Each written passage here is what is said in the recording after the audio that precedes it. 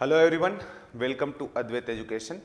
तो last class में हम लोग क्या देख रहे थे? लास्ट क्लास में हम लोग फेजर देख रहे थे, राइट, जिसमें हम लोगों ने रेक्टेंगुलर को पोलर में चेंज किया, पोलर को रेक्टेंगुलर में चेंज किया एंड कन्वर्जन, ये सब के बारे में हम लोगों ने देखा था। थोड़ा सा ट्रिग्नोमेट्रिक के बारे में मैंने बात किया कि कैसे किसी भी फेजर को ट्रिग्नोमेट्रिकल फॉर्म में भी आप रिप्रेजेंट कर सकते हो। देन उसके बाद जो एक होता है ना कॉन्सेप्ट ऑफ जैसे टू साइनोसॉइड्स का कंपैरिजन कैसे करना है ना, तो उसके बारे में मैंने बात किया था कि कैसे हम लोग के पास दो साइनोसॉइड्स है, कोई वोल्टेज या करंट की वैल्यू है, उसका आपस में कंपैरिजन कैसे करेंगे to calculation of the phase या to calculation of the power factor between voltage and current, है ना। तो वहां पे हम लोग कैसे कंपैरिजन करेंगे, कौन दो सिग्नल्स का, कौन दो साइनोसॉइड्स का कंपैरिजन किया जा सकता है और कौन दो साइनोसॉइड्स, कौन दो सिग्नल्स का कंपैरिजन नहीं किया जा सकता। यदि किसी दो साइनोसॉइड्स का कंपैरिजन करना है तो हमें क्या क्या के रिक्वायरमेंट होता है और क्या क्या चाहिए होता है, ये सारे चीजें हम लोगों ने देखा। ओके, तो अभी हम लोग अभी के लेक्चर में उसी को कंटिन्यू करने वाले हैं कि कैसे दो साइनोसॉइड्स का कंपैरिजन करते हैं और कंपैरिजन करने के लिए किन तीन चीजों का अपने को ध्यान रखना पड़ता है, इन सारे चीजों को हम लोगों ने देखा। ओके, सो यदि मैं फिर से आपको याद दिलाना चाहूँ कि यदि मुझे कोई दो साइनोसॉइड्स में कंपैरिजन करना है तो मुझे ना कोई तीन चीजों को याद करना पड़ेगा। पहला रूल ये बोलता है कि यदि आपको दो साइनोसॉइड्स को आपस में कंपैरिजन करना है तो सबसे पहला तो दोनों साइनोसॉइड्स का फ्रीक्वेंसी सेम होना चाहिए, है ना। तो पहला मैंने एक फ्रीक्वेंसी बताया, है ना। पूरा स्टेटमेंट तो लास्ट क्लास में मैंने लिख दिया, तो अभी केवल आपको कंक्लूजन बता रहा हूं, है ना। Both sinusoid must be the same frequency, दोनों साइनोसॉइड्स का फ्रीक्वेंसी क्या होना चाहिए, सेम होना चाहिए। This is the first condition. Second condition मैंने ये बताया था कि जिन दो साइनोसॉइड्स का आपस में कंपैरिजन करना है वो दोनों साइनोसॉइड्स सेम फॉर्म में होना चाहिए। Same form in the sense, यदि फर्स्ट साइनोसॉइड या रेफरेंस साइनोसॉइड यदि आपका साइन है तो सेकंड वाला भी आपका साइन होना चाहिए। यदि फर्स्ट साइनोसॉइड या फर्स्ट जो सिग्नल है वो आपका कॉस है तो जिसको उसके साथ कंपैरिजन करना है वो भी कॉस होना चाहिए। इसका मतलब both sinusoid must be in the same form, same form, दोनों का फॉर्म जो है सेम होना चाहिए, दोनों का फॉर्म जो है सेम होना चाहिए। Okay, condition number three, condition number three, condition number three, condition number three ये बोलता है कि चलो फर्स्ट वाला जो हमारा साइनोसॉइड्स है या फर्स्ट वाला जो सिग्नल है वो साइन है, सेकेंड वाला भी साइन है, बट फर्स्ट वाला जो सिग्नल है वो पॉजिटिव है और सेकेंड वाला सिग्नल जो है नेगेटिव है। साइन साइन है, दोनों का फ्रीक्वेंसी सेम है, कंडीशन नंबर 1 एंड 2 को दोनों सेटिस्फाई कर रहा है, बट कंडीशन नंबर 3 को सेटिस्फाई नहीं किया, एक पॉजिटिव में है एक नेगेटिव में है। दैट मीन साइन का वहां पे साइन चेंजेस है, एक पॉजिटिव एक नेगेटिव, ठीक है। तो साइन भी सेम होना चाहिए, ऐसा नहीं कि यदि वो साइन है तो ये भी साइन है, वो आपका ओमेगा है उसकी फ्रीक्वेंसी, इसकी फ्रीक्वेंसी ओमेगा है, तो वो पॉजिटिव है नेगेटिव तो हम एकदम से उसको कंपैरिजन कर देंगे, ऐसा बिल्कुल भी नहीं है। उसका साइन भी सेम होना चाहिए, सेम साइन होना चाहिए, सेम साइन। तो यदि कोई दो साइनोसॉइड्स है और वो दो साइनोसॉइड्स इन तीनों कंडीशन को सेटिस्फाई करता है, ये तीनों कंडीशन को सेटिस्फाई करता है, तभी मैं उन दोनों साइनोसॉइड्स का आपस में कंपैरिजन कर सकता हूं, अदरवाइज कोई कंपैरिजन नहीं कर सकता। राइट, इतना क्लियर हो गया। So this is the conclusion of the last lecture. चलो अब हम लोग देखने वाले हैं कि लेट्स एग्जांपल कि मेरे पास एक सिग्नल है, फर्स्ट सिग्नल, सपोज मेरे पास I have a voltage 100 sine omega T या फिर 100 पाई टी। लेट से मैंने बोल दिया कि मेरे पास एक सिग्नल है, इसका वोल्टेज है 100 साइन, यहाँ पे 100 साइन 100 पाई टी, लेट से मैंने ले लिया। एंड करंट जो मैं यहाँ पे ले रहा हूँ that means instantaneous value of current, let's say मेरे पास है ये 10 माइनस का 10 और ये मेरे पास हो जाएगा साइन और यहाँ पे 100 पाई टी और ये प्लस का 20 डिग्री, राइट। अब ये जो एग्जांपल लिया हूं इन दोनों का आपस में कंपैरिजन करना है और मुझे कंपैरिजन करके क्या कैलकुलेट करना है, पहला कि इन दोनों के बीच में फेज शिफ्ट कितना है और सेकंड मुझे पावर फैक्टर भी बताना है, where power factor is the cosine angle of this voltage and current. Okay, so यदि मुझे फाई का वैल्यू पता चल जाएगा तो मैं यहाँ पे कॉस फाई की वैल्यू को आराम से बता दूंगा। तो this is the condition, this is the condition. हाँ, अब यहाँ पे मैं चेक करना चाहता हूं सबसे पहला ये वोल्टेज एंड करंट मेरे को दिया गया है यहाँ पे, दो साइनोसॉइड्स मुझे जो दिया गया है, क्या दोनों का फ्रीक्वेंसी सेम है? यस। इसका भी फ्रीक्वेंसी 100 पाई है, इसका भी फ्रीक्वेंसी 100 पाई है, दैट मीन्स फ्रीक्वेंसी दोनों का सेम है। अब पहला कंडीशन को सेटिस्फाई कर लिया। सेकंड कंडीशन के बारे में यहां पे ध्यान दीजिए। अब यहां पे देख पा रहे हो वोल्टेज भी साइनोसॉइडल है और जो करंट आपको गिवन है वो भी साइनोसॉइडल है, तो कंडीशन नंबर 2 वो भी सेटिस्फाई कर लिया, मतलब दोनों सेम फॉर्म में है, वो भी साइन है ये भी साइन है, okay. Condition number 2 satisfy. Condition number 3 के बारे में देखिए, वोल्टेज पॉजिटिव है और current negative, that means condition number 3 is not satisfying. Condition number 3 is not satisfying. तो अपने को क्या करना रहता है, यदि कंडीशन नंबर 2 और कंडीशन नंबर 3 सेटिस्फाई नहीं होता तो उसको सेटिस्फाई करने के लिए हम लोग उसको सेम फॉर्म में बना सकते हैं, बट कंडीशन नंबर 1 यदि सेटिस्फाई नहीं करता तो हमारे पास ऐसा कोई ऑप्शन नहीं है जो हम उसको सेटिस्फाइड करा सके। फॉर एग्जाम्पल, फर्स्ट सिग्नल का फ्रीक्वेंसी 100 हर्ट्ज है और सेकंड सिग्नल का फ्रीक्वेंसी आपके पास 200 हर्ट्ज है, तो आप फ्रीक्वेंसी को सेम कैसे बनाओगे? आप बना ही नहीं सकते, आपके पास कोई ऑप्शन नहीं है। लेकिन फर्स्ट सिग्नल आपका पॉजिटिव है, सेकंड सिग्नल नेगेटिव है, तो फर्स्ट सेकंड सिग्नल को भी पॉजिटिव बनाया जा सकता है। यदि फर्स्ट सिग्नल साइन वेव है, सेकंड सिग्नल जो है कोसाइन वेव है, तो कोसाइन कॉस को साइन में चेंज किया जा सकता है। यस, तो फिर हमारे पास जो कंडीशन नंबर 2 एंड 3 है उसको हम लोग यहाँ पे क्या कर सकते हैं, हम लोग उसको चेंज कर सकते हैं, मतलब उसको हम लोग फर्स्ट की तरह बना सकते हैं। लेकिन यदि कंडीशन नंबर 1 को सेटिस्फाई नहीं किया तो कभी भी हम लोग उसको चेंज नहीं कर सकते। फ्रीक्वेंसी को कैसे चेंज करोगे सिग्नल का? आप नहीं कर सकते, वो आपके हाथ में नहीं है। फॉर्म को चेंज कर सकते हो, साइन को चेंज कर सकते हो, all that's are the trigonometrical functions, उसको चेंज किया जा सकता है, but frequency is not the trigonometrical function. Frequency को आप चेंज कर ही नहीं सकते, और डिफरेंट फ्रीक्वेंसी के दो सिग्नल्स का आपस में कंपैरिजन होगा ही नहीं। आप सिंपल से सोचो, क्या आप कुछ खरीदने जा रहे हो, कपड़ा खरीदने जा रहे हो, तो कपड़ा खरीदोगे तो कपड़े का ही तो आपस में कंपैरिजन करोगे ना। क्या कपड़ा को जूते के साथ करते हो कंपैरिजन कि अरे भाई मुझे ये कपड़ा अच्छा लगा, ये जूता अच्छा लगा? नहीं करोगे ना। तो सेम फॉर्म का, सेम चीजों का आपस में कंपैरिजन किया जाता है, राइट। तो उसी तरीके से सेम फ्रीक्वेंसी वाले का आपस में कंपैरिजन हो सकता है, डिफरेंट फ्रीक्वेंसी वाले सिग्नल्स का आपस में कंपैरिजन नहीं हो सकता। चलो, तो अब यहां पे प्रॉब्लम यह है कि signal number 2 that means current की वैल्यू को अपने को वोल्टेज की तरह बनाना है, दैट मींस पॉजिटिव करना है, बस अपने को इसको पॉजिटिव बनाना है। तो क्या करेंगे, दिस इज द इंपॉर्टेंट। अब देखो यहाँ पे इसको बनाने के लिए एक मैं यहाँ पे अपना जो मेथड है वो मेथड मैं यहाँ पे यूज कर रहा हूँ, ठीक है। जो मैं करता हूं, क्योंकि मुझे ट्रिग्नोमेट्रिकल जो फॉर्मूलास है वो याद नहीं रहता, जनरली मुझे याद नहीं रहता कि साइन 90 प्लस थीटा क्या होगा, कॉस 90 प्लस थीटा क्या होगा, साइन थीटा माइनस 90 क्या होगा, कॉस 90 माइनस थीटा क्या होगा। ये बहुत सारे फॉर्मूला छोटे छोटे होता है, तो मैं जस्ट फॉर्मूला बेसिस कुछ भी चीजें नहीं रखता, जस्ट मैं एक लाइन ड्रॉ करूंगा and I will get my values, मुझे सारे वैल्यूज यहाँ पे मिल जाएंगे, ठीक है। तो मैं भी आपको सजेस्ट करूंगा कि कोई फॉर्मूला याद मत करो यार, क्योंकि फॉर्मूला बीच में भूल गए वहीं पे कहानी खत्म हो जाएगी आपका। तो ज्यादा फॉर्मूला बेसिस नहीं होना चाहिए आपका प्रिपरेशन, है ना। हर एक चीज का डेरिवेशन होना चाहिए, और डेरिवेशन भी ऐसा कि with in a second, with in a 3-4 second में आपका आंसर आ जाए। ओके, सो चलिए यहां से हम लोग ये सेटअप कर लेते हैं। लेट्स से मैं बोल देता हूं कि मेरा जो साइन है वो यहाँ पे है ना, आई एम कंसीडरिंग साइन। यदि मैं साइन को यहाँ पे ले लेता हूं, ये मेरे पास साइन है, तो मेरे पास 180 डिग्री आऊंगा तो मुझे माइनस का साइन मिलेगा। और एक चीज आपको पता होना चाहिए कि आपके पास एक साइन वेव है, एक आपके पास कोसाइन वेव है, तो देखोगे कॉस वाला जो होता है साइन से 90 डिग्री लीड करता है। तो if it is a sine wave, तो यहाँ पे आपका कॉस कहाँ पे आएगा, यहाँ पे आएगा, 90 डिग्री लीड करेगा, मतलब एंटी क्लॉकवाइज डायरेक्शन में आप कॉस को रखोगे। मैं साइन को यहाँ पे लिखता तो कॉस यहाँ लिखते आप, मैं साइन यहाँ लिखता तो कॉस को यहाँ पे लिखते। डजंट मैटर कि मैं कहाँ लिख रहा हूँ, कंडीशन इज ओनली दैट कि साइन से हमेशा कॉस जो है 90 डिग्री आगे रहेगा, दैट मीन्स 90 डिग्री से लीड करेगा, ये मेरा कंडीशन है। अब ये जरूरी नहीं है कि मैं साइन को यहां पे लिखा हूं तो आप भी लिखो, और साइन आप यहां भी लिख सकते हो। साइन को यहां पे लिखोगे तुम्हारा कॉस 90 डिग्री आगे शिफ्ट हो जाएगा, और साइन को यहां लिखोगे तो माइनस साइन यहां पे आ जाएगा, गॉट इट।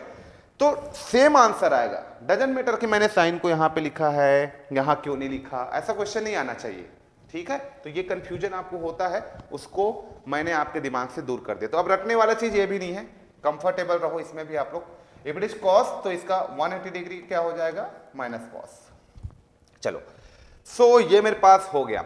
अब ना मुझे क्या करना है कि ये माइनस साइन को प्लस साइन मुझे बनाना है। अभी मैं ट्रेस कर लेता हूं कि minus 10 sign 100 pi T plus 20 कहां पे है, वो ट्रेस कर लेता हूं, मैं उसके पोजीशन को ट्रेस कर लेता हूं। लेट से मैं बोल देता हूं यहां पे कि माइनस का साइन है, मतलब माइनस का साइन है मतलब यहां पे होगा, पहली बात तो यहां पे होगा। दूसरी बात है कि प्लस 20 डिग्री है, तो प्लस 20 डिग्री मतलब माइनस के साइन से मैं एंटी क्लॉकवाइज जाऊंगा या एंटी क्लॉकवाइज जाऊंगा, दिस इज द इंपॉर्टेंट, ये आपको सीखना है। चलो ये माइनस साइन मुझे तो मिल गया सर, अब इसमें प्लस का 20 है। What do mean by plus 20? Plus 20 का मतलब होता है लीड करना। लीड करना इसका मतलब होता है क्लॉकवाइज डायरेक्शन। इसका मतलब ये हुआ कि if it is a minus sine तो प्लस का 20 मेरा कहां पे आएगा, प्लस का 20 यहां पे आएगा। अब इस साइन से मैंने इसको एंटी क्लॉकवाइज डायरेक्शन में क्यों रखा, क्योंकि फेजर का कॉन्सेप्ट आपको पता है ना, क्योंकि पॉजिटिव लीडिंग को हम लोग एंटी क्लॉकवाइज डायरेक्शन में शो करते हैं और लैगिंग को किधर शो करते हैं हम लोग, क्लॉकवाइज डायरेक्शन में। दैट्स व्हाई द रीजन कि यदि मेरे पास यहाँ पे प्लस का 20 है तो माइनस साइन से मैं इसको एंटी क्लॉकवाइज डायरेक्शन में 20 डिग्री लीड करा दिया, 20 डिग्री का लीड करा गया। तो ये जस्ट मैंने आई को ट्रेस कर दिया, ये मेरा आई का पोजीशन है। ये एक्चुअली में जो दिख रहा है आपको minus 10 sign 100 pi T plus 20, वो इस 4 क्वाड्रेंट में कहां पे लाई करता है, तो यहां पे इस पोजीशन पे रखी हुई है। टारगेट ये है कि आपको इस माइनस साइन को प्लस साइन में कन्वर्ट करना है। तो आपको क्या करना पड़ेगा, देखो क्या करना पड़ेगा आपको, जस्ट आपको रेफरेंस को लेके जाना पड़ेगा इस करंट के पास। तो आपके पास 2 ऑप्शन है, you have only 2 option. Option number 1 कि ये जो साइन जो मेरा रेफरेंस है उसको यहां तक लेके गया, ये देखिए यहां से लेके गया। दूसरा ऑप्शन आपके पास ये हो सकता था कि उसके पास मुझे पहुंचना है तो मैं इस वाले रास्ते को भी फॉलो कर सकता था। तो मेरे पास 2 रास्ते हैं। अब आप डिसाइड करो कि आपको यहां से बॉम्बे जाना है तो छोटा रास्ता आप लोगे कि बड़ा रास्ता लोगे, है ना। तो आप भी ऑब्वियस सी बात है भाई, कम टाइम लगे और अच्छा रास्ता हो ऐसा कुछ फॉलो करोगे, है ना। तो मैं भी क्या किया, इस वाले रास्ते को सिलेक्ट किया, छोटा रास्ता को मैंने सिलेक्ट किया। उससे भी जा सकता था, वहां से भी मुंबई पहुंचूंगा मैं, नो प्रॉब्लम। बहुत सारे रास्ते होते हैं किसी पर्टिकुलर जगह पे जाने के लिए, कोई एक रास्ता नहीं होता। तो ठीक है यार, यहां से मैंने गया तो मेरा एंगल छोटा आया, यहां से मैंने गया तो मेरा एंगल जो है बड़ा आ गया। ओके, अब देखता हूं मैं यहाँ पे कितना एंगल है, मैं देखता हूं। सबसे पहले मुझे ये बताओ दोस्तों, यहां पे ये 20 है तो ये कितना होगा सर, ये कितना होगा सर, ये 20 है, टोटल 90 होता है तो this will be 70 degree. Okay sir 70 degree. और ये कितना है सर, ये यहां से लेकर के ये कितना है सर, ये 90 है सर, ये 90। तो टोटल कितना हुआ सर, यहां से लेकर के यहां तक का 90 में 70 को जोड़ दो यार, ऐड कर दो, कितना हो जाएगा सर। 90 में 70 को ऐड करोगे तो यहां पे जो टोटल यहां से लेकर के यहां आएगा it will B 160 degree, 160 degree. देखो आपका काम बन गया। अब आप कैसे लिखोगे पता है, ये करंट का जो वैल्यू है ये माइनस को क्या लिखोगे बेटा, 10 प्लस हो जाएगा, क्योंकि आपने कन्वर्ट कर लिया, रेफरेंस को उसके पास लेके चले गए, और ये हो जाएगा प्लस का 10 साइन, और ये हो जाएगा तुम्हारे पास 100 पाई टी। ठीक है, अब मुझे ये बताओ कि इस साइन को इस करंट के पास लेके गए थे तो क्लॉकवाइज डायरेक्शन में आपने गया था कि एंटी क्लॉकवाइज डायरेक्शन में आपने गया था, वो 2 चीजों को देखना पड़ेगा। तो सर रेफरेंस को जब मैं इस करंट के पास लेके गया ना तो मैंने यहां पे क्लॉकवाइज डायरेक्शन में ट्रेवल किया था, क्लॉकवाइज डायरेक्शन। और जब मैं क्लॉकवाइज डायरेक्शन की बात करता हूं फेजर में तो मेरा जो साइन आता है वो कैसा आता है सर, नेगेटिव साइन आता है सर, नेगेटिव साइन। ओके, तो यहां पे आपका नेगेटिव साइन लगाना पड़ेगा, और रेफरेंस को यहां से यहां ले जाने में कितना डिग्री जाना पड़ा, 160 डिग्री, 160 डिग्री आ गया करंट का वैल्यू। इसका मतलब आपने ये किया कि माइनस के साइन को प्लस के साइन में चेंज करना है, तो इसमें क्या कर दिया आपने, माइनस का 180 कर दिया। प्लस का भी कर सकते थे, नो प्रॉब्लम, प्लस भी 180 और माइनस 180 एक ही चीज है। अरे साइन का 180 पे सेम वैल्यू मिलेगा और साइन का माइनस 180 पे भी सेम, तो doesn't matter, plus 180 minus 180 same thing. जैसे 0 डिग्री और 360 डिग्री सेम है ना, वैसी। तो आप यहां से 0 से 180 पे आओ, चाहे एंटी क्लॉकवाइज, 0 से 180 पे आओ चाहे क्लॉकवाइज, भाई वही आओगे वहीं पे, और डिग्री उतना ही है, तो 180 प्लस और 180 माइनस सेम रिजल्ट देता है, नो प्रॉब्लम अबाउट। तो जस्ट हमारा जो करंट का वैल्यू आ गया 10 sin 100 पाई टी माइनस का 60। यदि कोई चाहते कि सर मैं तो ऐसा लिखूंगा, क्या मेरा आंसर गलत हो जाएगा? देखो भाई डाउट नहीं होना चाहिए, सारा क्वेश्चन जो आपके दिमाग में है सबका आंसर आपको मिलना चाहिए। सर आप लोग जैसे मुझसे पूछोगे कि सर मैं तो इसको ऐसा लिखूंगा, सर ये वाले रास्ते को मैं फॉलो करूंगा, मुझे इसमें से जाना ज्यादा बेटर है लगता है, तो ठीक है यार, यहां से लेकर के यहां तक 180 हो गया, और ये 20 जोड़ दो, तो 180 में 20 जोड़ोगे तो यू विल गेट 200 ना, 200। और आपने 200 किलोमीटर मान लो ट्रेवल किया, किस डायरेक्शन में, क्लॉकवाइज या anti clockwise? Sir anti clockwise direction. और सर जब हम लोग एंटी क्लॉकवाइज डायरेक्शन में ट्रेवल करते हैं तो हमारा जो साइन होता है ना सर वो पॉजिटिव होता है, एंटी क्लॉकवाइज डायरेक्शन में पॉजिटिव। तो सर यदि करंट के डायरेक्शन को आप ऐसे भी लिख रहे हो ना 10 sin 100 पाई टी, और प्लस का यहां पे आप 200 लिख रहे हो, फिर भी कोई गलती नहीं कर रहे हो आप, बिल्कुल परफेक्ट कर रहे हो आप, फिर भी कोई गलती नहीं है। इसका मतलब एक करंट को दो तरीके से लिख सकते हो, एक 10 sin 100 पाई टी माइनस का 160, और दूसरा लिख सकते हो 10 sin 100 पाई टी प्लस का 200। अब जोड़ के आप खुद देखो कि 200 में 160 को जोड़ के ऐड करके देखो, इट विल बी 360। तो सिंपल सी बात है ना, आप कहां पे, यहां पे खड़े हो, आपको कहीं पे जाना है, दो रास्ते हैं, एक ऐसा सर्कल है, ये दुनिया गोल गोल है, अब सर्कल के किसी एक पॉइंट पे खड़े हो और उसके जस्ट आपको परपेंडिकुलर मतलब अपोजिट डायरेक्शन में आपको जाना है, तो आप वहां से लेफ्ट भी जा सकते हो, वहां से राइट भी जा सकते हो, पहुंचोगे वहीं पे। आ रहा है बात समझ में? तो इसका मतलब वही है कि जैसे मैं इसको 10 sin 100 पाई टी माइनस का 160 भी लिख सकता हूं, it will be also correct answer, और यहां पे i is equal to 10 sin 100 pi T plus 200 भी लिख सकता हूं, प्लस 200 भी लिख सकता हूं, बोथ आर करेक्ट आंसर। ठीक है, ये हो गया। सर अब फेजर कितना होगा ये बता दीजिए आप, दोनों के बीच में फेजर कितना होगा? तो सर करंट तो आपका यहां पे है, सिंपल सी बात है, और वोल्टेज कहां पे है आपका? वोल्टेज तो साइन है, यहां पे बात है। फेजर दोनों के बीच में कितना आ रहा है? तो देखो इसका फेज 0 है और इसका फेज कितना है? 160। तो फाई का वैल्यू या तो आप लिख सकते हो सर फाई का वैल्यू इट विल बी 160, या फिर आप फाई के वैल्यू को क्या लिख सकते हो? 200। दोनों में आंसर सेम आने वाला है। अब cos 160 रखो और cos 200 रखो, और कितना आएगा जल्दी बताओ मुझे, पावर फैक्टर की वैल्यू कितना आएगा?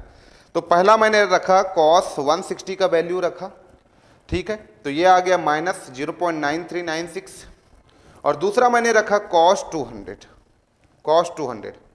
इसका भी आंसर सेम आ गया। तो मैंने बोला ही था कि भैया चाहे मुझे पावर फैक्टर निकालना है तो यहां पे cos 160 मैं क्यों ना रखूं, या फिर cos 200 मैं क्यों ना रखूं, दोनों में आंसर सेम आएगा ना सर।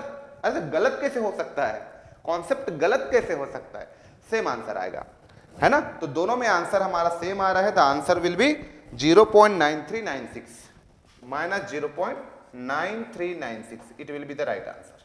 ये तो आई थिंक आप लोग का जितना भी डाउट रहा होगा regarding this particular topic clear. So this is the first example ना, अभी तो मैं ऐसे 8-10 एग्जाम्पल्स लेने वाला हूं, और जितने केसेस आपका होता है, जितना आपको घुमाया जाता है आपके एग्जाम में, वो सब क्लियर करने वाला हूं। तो this is the first question ना, अभी वरी मत करो, आपकी खत्म हो गया टॉपिक, ऐसा नहीं है, ये पहला एग्जाम्पल था। चलो अब फिर समझते हैं हम लोग, ठीक है, फिर हम लोग समझते हैं। लेट अस कंसीडर कि आपके पास कोई एक सिग्नल है, मैं मान लेता हूं कि मेरे पास कोई एक सिग्नल है, सपोज मैं वोल्टेज मान लेता हूं 100 sin ओमेगा टी, चलो फ्रीक्वेंसी ओमेगा है मेरा, ओके।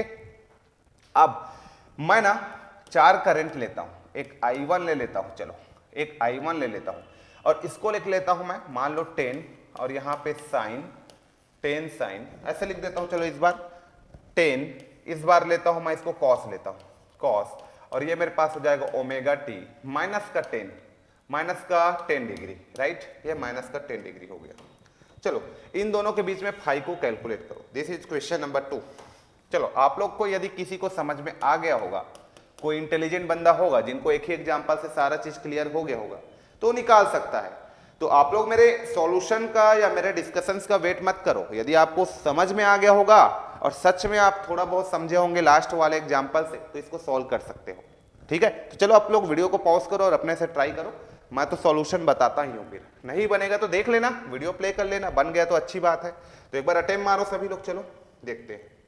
हाँ तो यहां पे मेरे पास क्या है, यहां पे मेरे पास v का वैल्यू 100 sin ओमेगा t है एंड i1 का value 10 cos omega t minus का 10। Calculate the value of phase angle. ये फाई की वैल्यू को कैलकुलेट करो। क्या कैलकुलेट करने वाले हो, ये जो फाई का जो वैल्यू है उसको आप कैलकुलेट करने वाले हो। फर्स्ट कैलकुलेट फाई, इस फाई की वैल्यू को कैलकुलेट करो। तो स्टाइल क्या है हमारा इसको निकालने का, हमारा जो स्टाइल है, तीनों हमारा जो प्रॉपर्टी है उसको चेक करेंगे। तो पहला चलो यार दोनों का फ्रीक्वेंसी सेम है, हाँ कंपैरिजन कर सकते हैं।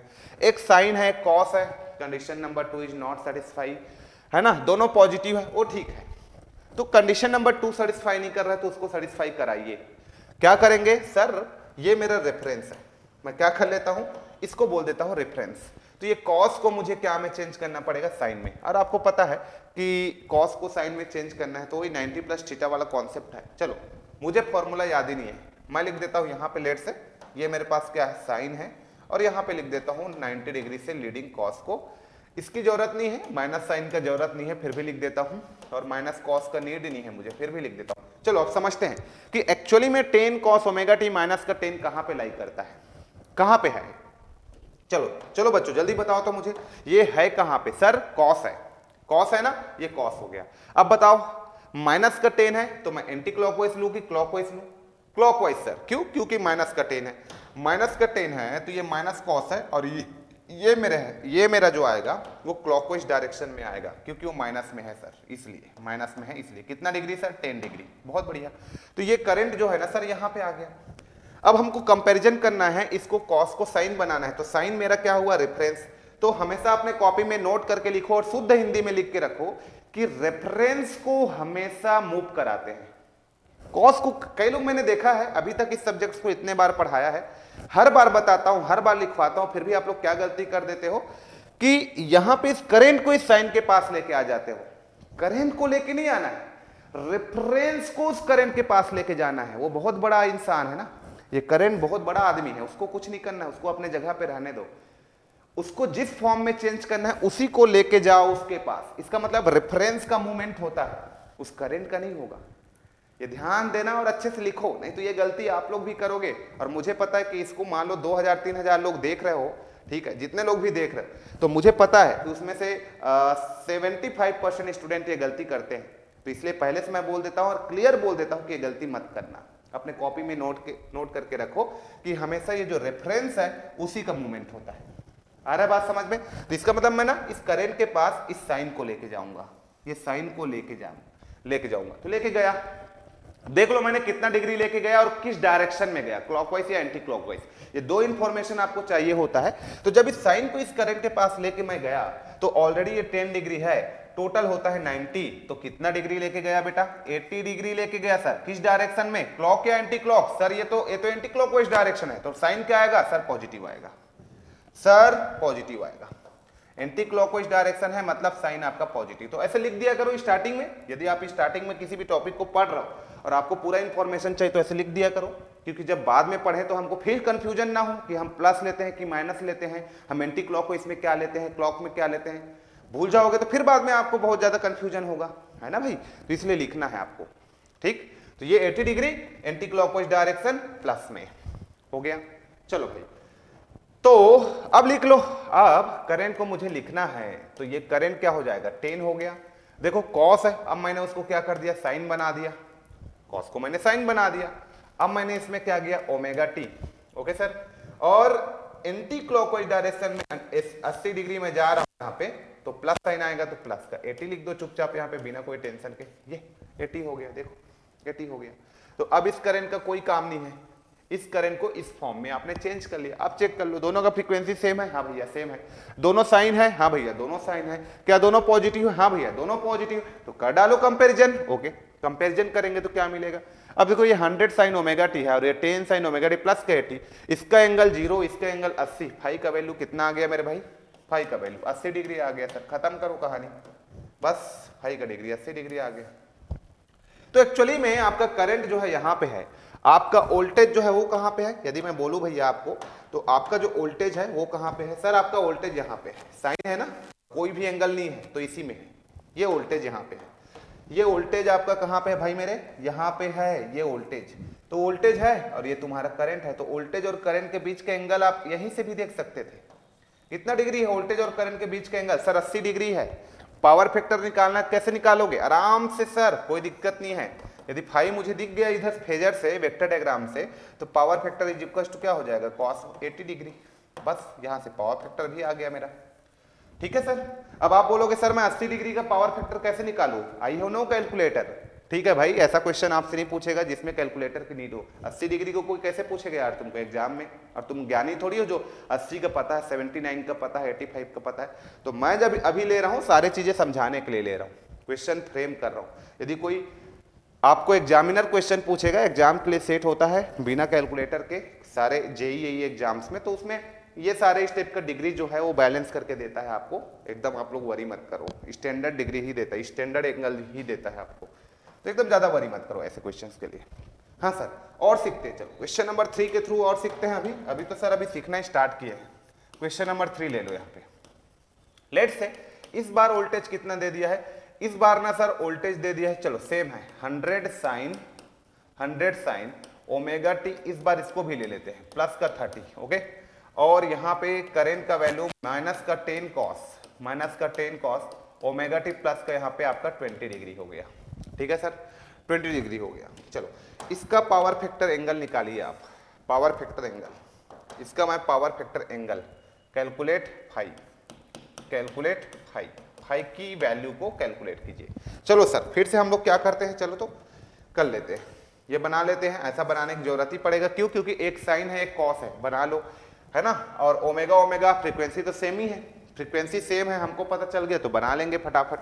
चलो तो अब यहां से देखिए भाई, ये आपके पास क्या, चलो इस बार मैं साइन को यहां ले लेता हूं, कोई दिक्कत नहीं होना चाहिए। इस बार मैं साइन को यहां ले लिया, कॉस को यहां पे ले लिया, कोई ऐसा दिक्कत नहीं होना चाहिए, है ना। साइन से ऊपर 90 डिग्री ऊपर ही रहना चाहिए कॉस। इस बार मैं यहाँ पे माइनस साइन ले लिया और इसको मैंने क्या ले लूंगा, ये कॉस है तो उसका 180 डिग्री मैं आऊंगा अपोजिट, तो ये माइनस का कॉस हो जाएगा। ओके सर, अब मुझे बताओ कि if it is a reference, यदि आप इसको रेफरेंस मान रहे हो 100 साइन ओमेगा डी प्लस 30 को, तो minus cos omega D plus 20 जो है वो भी वैसे दिखना चाहिए, बिल्कुल हूबहू वैसी होना चाहिए।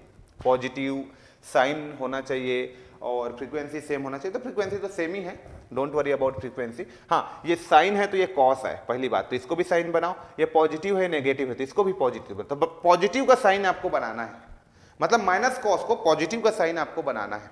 ठीक है सर, ठीक है सर, इतना क्लियर हो गया सर। आगे बढ़ते हैं, चलिए आगे बताइए सर। अब यहां पे देखो बेटा कि ये करंट अभी एक्चुअली में कहां पे है, ये जो -10 कॉस आप +20 बोल रहे हो सर, वो कहां पे है? तो माइनस कॉस का मतलब होता है सर यहां पे। अब +20 मतलब क्या होगा सर? एंटी क्लॉक की क्लॉक, +20 मतलब एंटी क्लॉक। तो ये जो है ना सर एक्चुअली में यहां पे है, अभी कहां पे है सर? एक्चुअली में ये जो है यहां पे है। ये क्या है? प्लस का 20, देखो एंटी क्लॉकवाइज डायरेक्शन, प्लस का 20। और ये क्या है सर? ये करंट है। तो एक्चुअली में जो मेरा करंट है ना सर, वो यहाँ पे है, अभी यहाँ पे है, इस वेक्टर डायग्राम में मेरा करंट जो है कहाँ पे है? वहां पे है। ओके, अब मुझे क्या करना है सर? उसको साइन में चेंज करना है सर, तो मुझे ना रेफरेंस को इसके पास लेके आना पड़ेगा सर। तो रेफरेंस का है साइन मेरा यहाँ पे है, इसको इसके पास लेके आना पड़ेगा। तो ये 20 है बेटा और टोटल 90, तो ये कितना होगा? 70 होगा। सर मैं आ रहा हूं क्लॉकवाइज की एंटी क्लॉकवाइज? सर क्लॉकवाइज, तो एंगल क्लॉकवाइज में क्या हो जाएगा बेटा? माइनस हो जाएगा। एंगल जो है क्लॉकवाइज में क्या हो जाएगा? माइनस हो जाएगा। इतना क्लियर हो गया? तो एंगल जो है क्लॉकवाइज में माइनस हो जाएगा, ठीक बात दिख ही रहे हो। चलो तो अब मैं क्या करूंगा यहाँ पे, अब मैं इस करंट का जो नया वैल्यू है उसको कैसे लिखूंगा? तो ये जो करंट का न्यू वैल्यू है उसको लिखूंगा। मैग्नीट्यूड कभी चेंज नहीं होगा बेटा, मैग्नीट्यूड चेंज नहीं हो रहा है, बस फेज को ही आप लोग उसको मैग्नीट्यूड कभी भी चेंज नहीं होगा, तो मैग्नीट्यूड तो वही रहेगा, कभी भी मैग्नीट्यूड को चेंज मत कर देना आप लोग। तो magnitude remains always be constant, okay. हाँ, बस ये माइनस है और ये कॉस है, बस उसी को चेंज कर रहे हो आप, उसी को सेम फॉर्म में बना रहे हो, ठीक है। तो इट विल बी प्लस का 10, तो ये 10 हो गया। अब इस साइन को इसके पास लेके आ रहे हो 70 डिग्री क्लॉकवाइज माइनस, तो लिख लो भैया कॉस को आपने अब साइन में चेंज कर लिया, देखो, और ये हो जाएगा तुम्हारे पास ओमेगा टी, और किस डायरेक्शन में आ रहे हो? क्लॉकवाइज, तो माइनस का 70, ये I is equal to 10 sine omega T minus का 70, -90 कर दिए, क्योंकि cos theta minus 90 is equal to आप लिख सकते हो साइन थीटा। यहां पे है माइनस कॉस, ऐसे लिख रहे हो, माइनस है यहां पे बाहर में, तो माइनस कॉस थीटा माइनस 90 या cos 90 minus theta equal to sine theta. तो ये माइनस साइन पहले लगा इसलिए 90 माइनस थीटा। ठीक है, तो हम लोग इसीलिए कंफ्यूजन होता है फॉर्मूला में ना, इसलिए ये टेक्निक हम लोगों ने अपनाया। ये टेक्निक सबसे बेस्ट है, इसमें कोई फॉर्मूला रखने की नीड नहीं है आपको, फिर कभी भी कंफ्यूज नहीं होगा इतना माइनस इतना क्या होता है, इतना प्लस इतना क्या होता है, कुछ भी चीजें नहीं। ओके, तो चलो यहां से मुझे क्या मिल गया, ten sign omega T minus का 70 मुझे मिल गया। अब आपस में मैं कंपैरिजन कर लेता हूं दोनों का।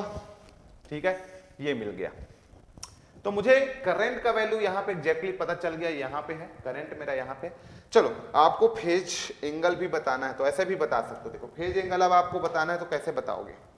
अब वोल्टेज कहाँ पे है एक्चुअली में आपका प्लस साइन, तो ये आपका प्लस साइन हो गया। ठीक है सर, ये प्लस साइन हो गया। ठीक है, प्लस 30 डिग्री। अब क्लॉकवाइज डायरेक्शन की एंटी क्लॉकवाइज डायरेक्शन प्लस 30 मतलब प्लस 30 का मतलब होता है बेटा यहां से प्लस 30 का मतलब एंटी क्लॉकवाइज डायरेक्शन, यहां से प्लस 30 का मतलब होता है एंटी क्लॉकवाइज डायरेक्शन। तो ये तुम्हारे पास क्या है, ये तुम्हारे पास वोल्टेज है। सर यदि मैं वोल्टेज और करंट के बीच का पावर फैक्टर एंगल को आपको पूछूं तो आप बता पाओगे क्या इसी से ही, बिना कैलकुलेशन किए? हाँ सर, फेजर से ही बता दूंगा मैं। ये मेरे पास वोल्टेज हो गया और ये मेरे पास करंट हो गया, दोनों का जो रियल पोजीशन है उसको मैंने ट्रेस कर लिया फेजर में। ओके, तो ये रेफरेंस है, ये रेफरेंस से 30 डिग्री ऊपर है और ये 70 डिग्री नीचे है, इसका मतलब करंट वोल्टेज से लैग कर रहा है। सर दोनों के बीच के एंगल बता दो आप। हाँ ये देखो, यही रेड वाला जो एरिया है ये मैं आपसे पूछ रहा हूं, ये देखो रेड मार्किंग मैंने किया, उसी को मैं पूछ रहा हूं। तो कितना सर, ये यहां से 70 और ये यहां से 30, कितना हो गया सर 70 प्लस 30 100 डिग्री।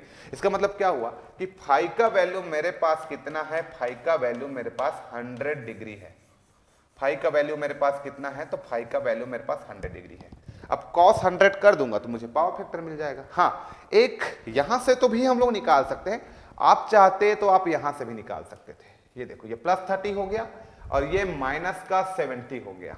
तो फाई कैसे निकाला जाता है, फाई को निकाला जाता है एंगल ऑफ वोल्टेज, ऐसे निकाला जाता है। देखो यहां पे phi angle of voltage minus angle of current, दोनों के एंगल का डिफरेंस। तो वोल्टेज का एंगल प्लस का 30 है और ये माइनस, और उसका एंगल माइनस का 70 है। ओके, तो minus minus plus 30 plus 70 that will be 100। तो यहां से भी आप निकाल सकते थे, यहां से भी आप निकाल सकते थे। इसका मतलब ये हुआ कि ये प्लस है और ये माइनस है, जुड़ेगा। ये माइनस है वो प्लस है, एड ही होगा। ये प्लस है वो प्लस है, सब्ट्रैक्ट होगा। ये माइनस है वो माइनस है, सब्ट्रैक्ट होगा। ये होता है एंगल में, क्यों? क्योंकि किसी दो एंगल का डिफरेंस के कारण वो अपोजिट होता है। ऑलरेडी यहां पे माइनस साइन है, उसके कारण अपोजिट हो जाता है। तो जैसे हम लोग मैथमेटिक्स में क्या बोलते हैं, सपोज ऐड करना हो तो प्लस और प्लस जुड़ता है, माइनस और माइनस ऐड होता है, प्लस माइनस माइनस प्लस, है ना। तो यहाँ पे लाइक साइन क्या होता है, हमेशा ऐड होता है, और अनलाइक साइन हो तो सब्ट्रैक्ट होता है। लेकिन यहाँ पे ऑलरेडी ये माइनस है ना, इसीलिए उल्टा होगा। उल्टा इन द सेंस कि यहाँ पे जैसे प्लस 30 है और वो माइनस है, तो अनलाइक साइन है, ये प्लस है वो माइनस है, अपोजिट साइन है, एक्चुअली अपोजिट साइन है। तो अपोजिट साइन है तो एंगल को जोड़ो, यहाँ पे ये प्लस है वो माइनस है, ऐड हो गया, वो माइनस है ये प्लस है, ऐड हो गया।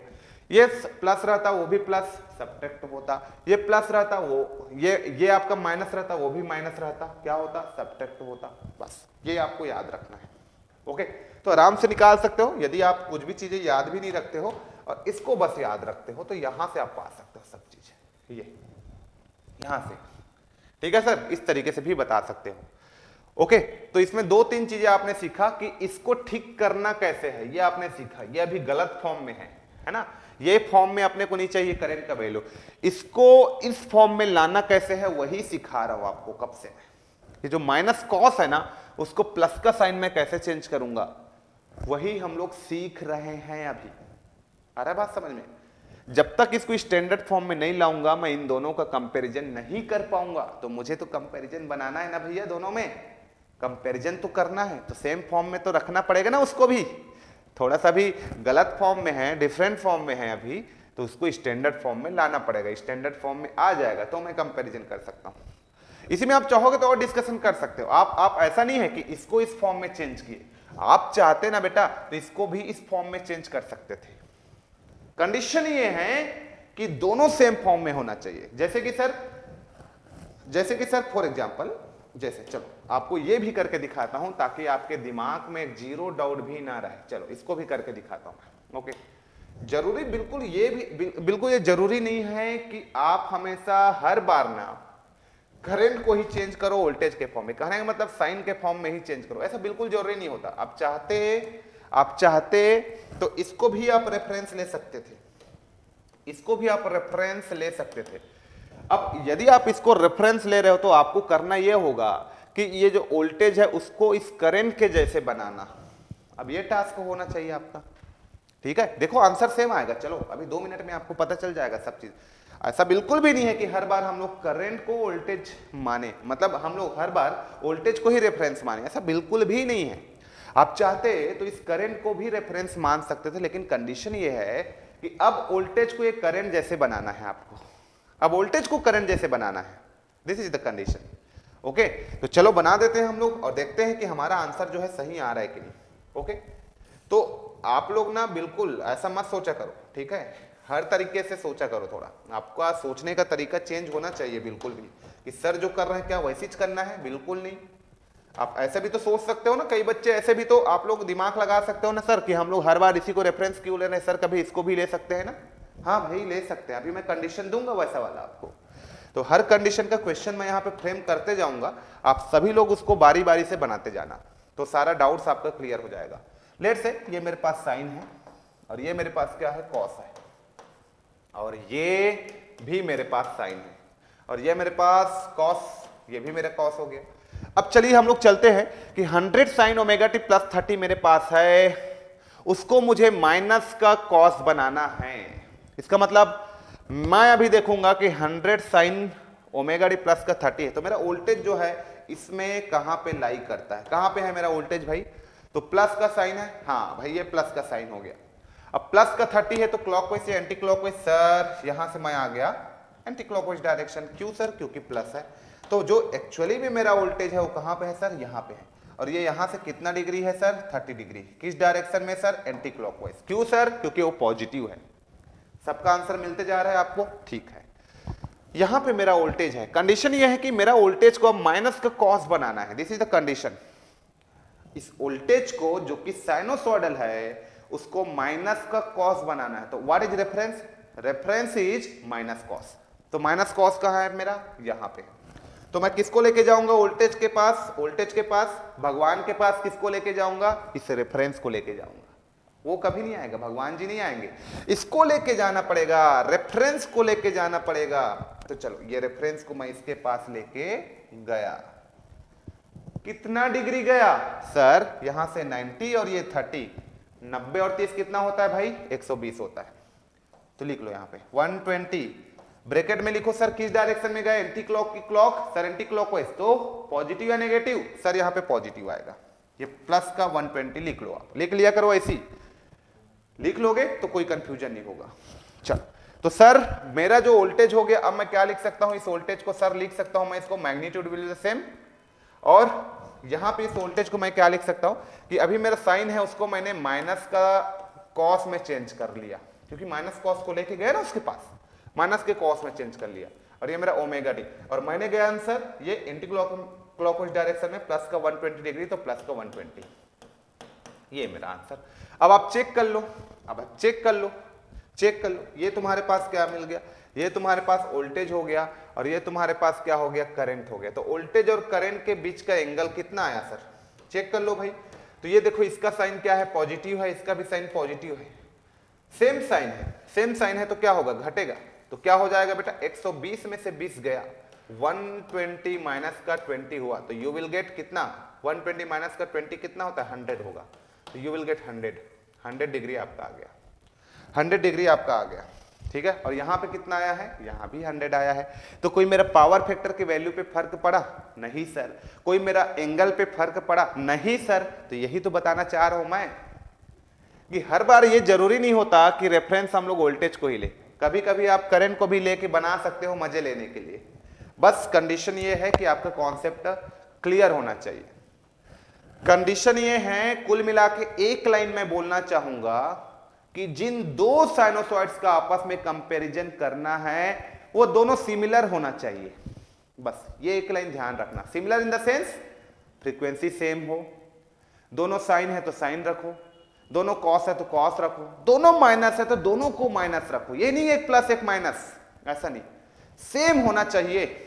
ठीक है, समझ रहे हो ना, सेम होना चाहिए, तभी आप कंपैरिजन करना, अदरवाइज कंपैरिजन नहीं करना। ठीक है, तो यही है इसका लॉजिक और कुछ नहीं। तो देखो हम लोगों ने क्या किया कि करंट को रेफरेंस लिया तो -10 cos ओमेगा डी प्लस का 120 लिखा, और यहां पे voltage equal to minus cos omega D plus का 120। तो देखो ये भी माइनस कॉस, ये भी माइनस कॉस, ओमेगा ओमेगा, बस कर डाले हम लोगों ने यहाँ पे कंपैरिजन। ठीक है, तो ये सारा चीजें आपके दिमाग में होना चाहिए। तो इस तरीके से स्टैंडर्ड फॉर्म में आप कन्वर्ट करते हो। ओके, इस तरीके से स्टैंडर्ड फॉर्म में कन्वर्ट करते हो। ठीक, जैसे कि और ले और समझे। चलो क्वेश्चन नंबर 5 और कंडीशन देता हूं आप लोगों को, बनाते जाइए आप लोग। क्वेश्चन नंबर 5, क्वेश्चन नंबर यहां पे ले लेता हूं मैं, 5 ले लेता हूं। Okay, so this is my question number 5। Question number 5 में आपको देता हूं, लेट्स से मेरे पास कोई करंट का वैल्यू है या वोल्टेज का वैल्यू है। लेट्स से ये कोई वोल्टेज है, वोल्टेज का वैल्यू मेरे पास चलो 20, और यहां पे ले लेता हूं मैं कॉस ओमेगा टी प्लस का 30 डिग्री, राइट। और यहां पे मैं ले लेता हूं करंट, ठीक है, और ये मेरे पास हो जाएगा माइनस का 2 साइन, माइनस का 2 साइन, ठीक है, और ये हो जाएगा मेरे पास ओमेगा टी प्लस का 60 डिग्री, प्लस का 60 डिग्री। गॉट इट, इतना क्लियर हो गया। तो v is equal to 20 cos omega T plus 30 and i is equal to -2 sin omega T plus. अब ये सब क्यों जरूरी है? जैसे कि मैं अभी कॉन्सेप्ट ऑफ पावर पढ़ाऊंगा, तो पावर के कॉन्सेप्ट में भी ये जरूरी है, क्योंकि पावर आपको निकालना रहेगा तो आपको पावर फैक्टर की नीड होगी। You have to need power factor, right. आपको पावर फैक्टर की नीड होगी, पावर आपको निकालना है, तो वहां पे इसका यूज करोगे। जब तक दोनों का पावर फैक्टर नहीं पता रहेगा, आप कैसे पावर निकाल सकते हो? नॉट पॉसिबल ना। तो ऐसे ना इसको सही बनाना बहुत जरूरी। तो कुल मिला के हम लोग ये सीख रहे हैं कि इसको उसके तरह बनाना या इसको इसके तरह बनाना, सेम फॉर्म में उसको सेट करना सीख रहे हो। तो अभी आप चाहते हो, हमेशा आपका अच्छी बात ये होता है कि पॉजिटिव वाले को रेफरेंस ले लेते हो, हमेशा पॉजिटिव वाले को रेफरेंस ले लेते हो। तो पॉजिटिव वालों को रेफरेंस इसलिए लेते हो क्योंकि आपको अच्छा लगता है, आपको अच्छा लगता है, और कोई रीजन नहीं है, हमको थोड़ा अच्छा लगता है उसको ऐसा करने में, है ना। जैसे कि सर यहाँ पे जैसे कि आप देखिए कि ये मेरे पास क्या हो गया, चलो यहाँ पे ले लेता हूँ इस बार साइन को, कहीं भी ले लो यार साइन को, जरूरी नहीं होता कि यहीं पे लो, मैं यहाँ पे ले लेता, चलो घुमा दिया ना साइन को, क्या दिक्कत है मेरा? कोई दिक्कत थोड़ी है। ये साइन है तो ये मेरा माइनस का साइन हो जाएगा। अब ये क्या होगा, साइन से 90 डिग्री लीड कौन करेगा? Cos. Lead anti clockwise direction में होता है, ठीक है, क्लॉकवाइज डायरेक्शन में लीड मत करा देना। तो लीडिंग लैगिंग आप लोगों ने पढ़ा है फेजर के बारे में, गलती मत कर देना। और ये माइनस का कॉस, ये कॉस है तो ये माइनस होगा, ये साइन है तो ये माइनस साइन होगा, ठीक है सर। रेफरेंस वोल्टेज है, करंट को वोल्टेज के जैसा बनाना है। करंट अभी कहां पे है भैया? करंट अभी कहां पे है बताओ तो मुझे। करंट अभी कहां पे है सर? माइनस साइन पे है, ये माइनस साइन हो गया, ठीक है सर। प्लस का 60 एंटी क्लॉकवाइज डायरेक्शन, तो प्लस का 60 यहां पे है। इसका मतलब ये हुआ सर कि मेरा जो करंट है अभी यहां पे है, यहां से 60 डिग्री पे, यहां से 60 डिग्री पे है सर। अब मुझे क्या करना है सर? उसको कॉस बनाना है। तो मेरे पास दो रास्ते हैं ना सर, एक ऊपर से एक इधर से, ठीक है सर। मैं इस वाले रास्ते को फॉलो कर लेता हूं, चलो ये एंटी क्लॉकवाइज वाला प्लस वाले को फॉलो कर लेता हूं, ये ठीक है सर।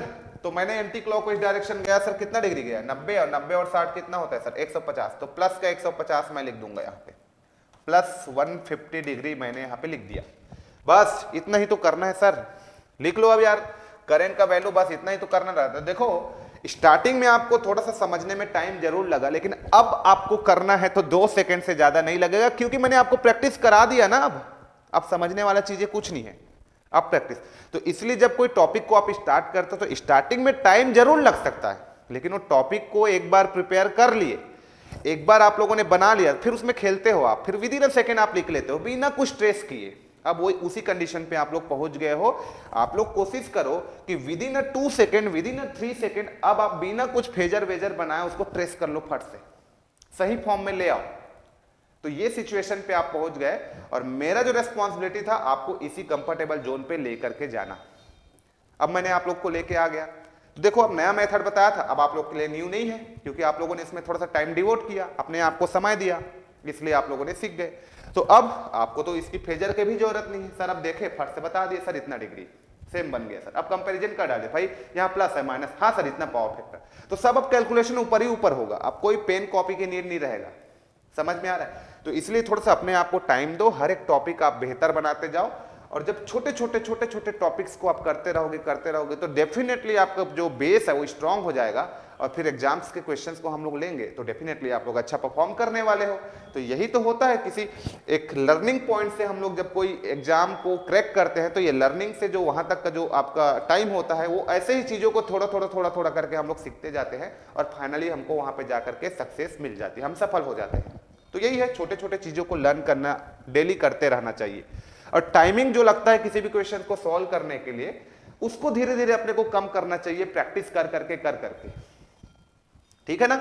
इसका मतलब कंक्लूजन ये है बोलने का कि आपको जब कोई टॉपिक आपको आता है तो उसमें आपको ज्यादा टाइम नहीं लगना चाहिए, आप परफेक्ट हो जाओ, इतना प्रैक्टिस कर डालो कि आप एग्जाम के लिए उस टॉपिक में एकदम परफेक्ट रहो।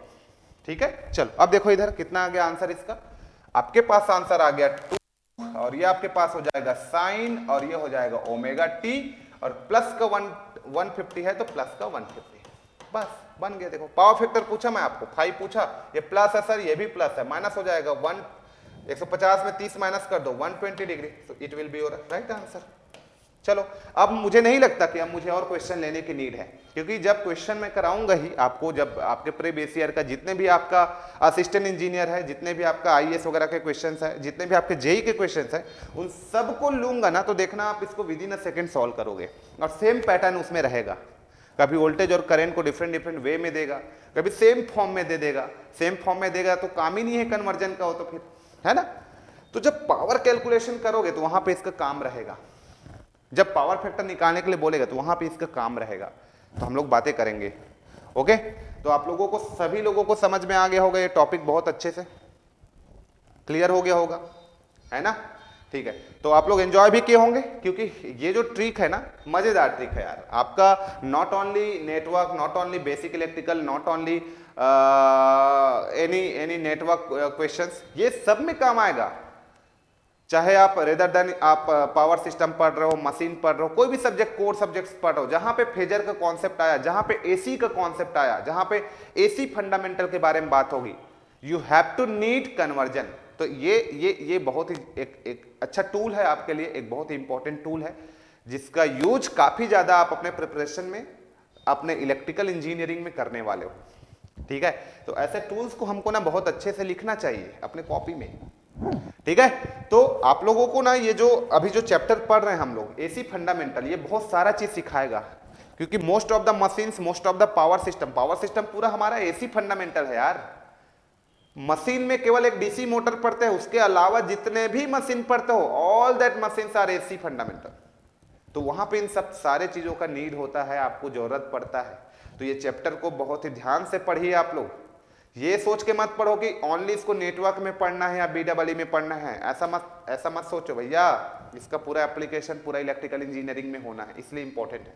ओके, तो आप लोग को थोड़ा सा ज्ञान इसलिए दी जाती है ताकि आप थोड़ा मोटिवेटेड रहो, और आपको ऐसा नहीं लगना चाहिए कि सर मैं रिकॉर्डेड देख रहा हूँ, है ना, ऐसा नहीं लगना चाहिए। आपको एक फीलिंग होना चाहिए, कनेक्शन होना चाहिए स्टूडेंट और टीचर्स के बीच में, उसके लिए ये सारी चीजें आप लोग को एक्स्ट्रा चीजें बोली जाती है। चलो फिर स्टार्ट करते हैं हम लोग नया टॉपिक फिर से। ये टॉपिक तो यहीं पे एंड करता हूं मैं, नेक्स्ट वीडियो में आपको कॉन्सेप्ट ऑफ पावर सिखाई जाएगी, तो उसको बहुत ही मजेदार तरीके से देखना। तो अभी मैं next topic concept of power लूंगा, या तो फिर एवरेज वैल्यू या आरएमएस वैल्यू टॉपिक बचा हुआ है उसको बताऊंगा। ठीक है, तो चलो मिलते हैं नेक्स्ट वीडियो में। Till then take care, thank you so much, love you all, thank you.